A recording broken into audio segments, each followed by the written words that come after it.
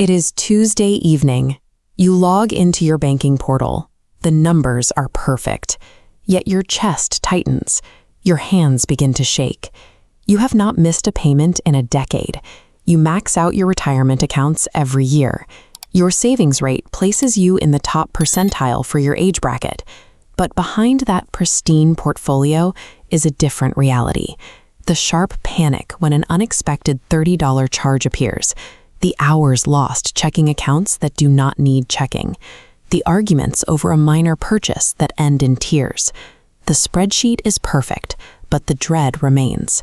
Achieving mathematical perfection does not cure the psychological fear of money, proving that the distress you feel is not a math problem. Traditional financial planning deals strictly with external architecture. Planners optimize budgets, balance asset allocation, and project your forward-looking trajectory. Financial therapy addresses the internal architecture. This clinical discipline examines the emotional, relational, and physical responses that dictate how you actually behave with your money. A flawless financial strategy often collapses because the rational brain is not the one making the decisions. Traditional planning assumes the client is a rational actor, but for many, the gap between the plan and the performance is filled with an internal resistance that no spreadsheet can explain. When a person with financial, a highly specific physiological sequence begins. The amygdala hyperactivates, unable to distinguish a predator from a collection notice. This triggers prefrontal shutdown, suppressing the prefrontal cortex, your center for rational decision-making. This reduces mental functioning by 13 to 14 IQ points, comparable to losing a night's sleep. This is why highly intelligent, capable professionals freeze in the grocery aisle or make impulsive financial errors. Their executive functioning is temporarily offline. Avoidance and panic represent the body's survival mechanisms in control. These are involuntary biological events that happen before the conscious mind can intervene.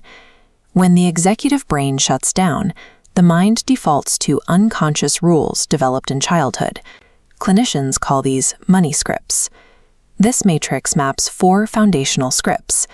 Money avoidance believes money is bad. Money worship thinks wealth cures unhappiness. Money status equates self-worth with net worth.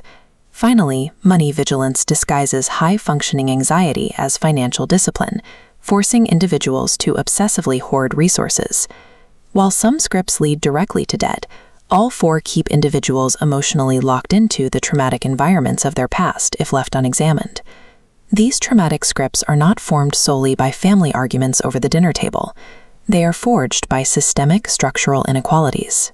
Decades of historical exclusion, the gender wealth gap, and deep generational poverty create environments where financial anxiety is a completely rational, logical response to an unreasonable system. Society compounds this trauma. Cultural narratives label marginalized individuals as simply bad with money, burying structural failures under heavy personal shame. Acknowledging that the system operates with a stacked deck is a crucial step. It removes the burden of self-blame and points to the true external sources of the distress. Willpower cannot override a nervous system trapped in survival mode. Healing requires a completely new approach to bypass the panic response. Therapists utilize a clinical intervention called the financial landscape.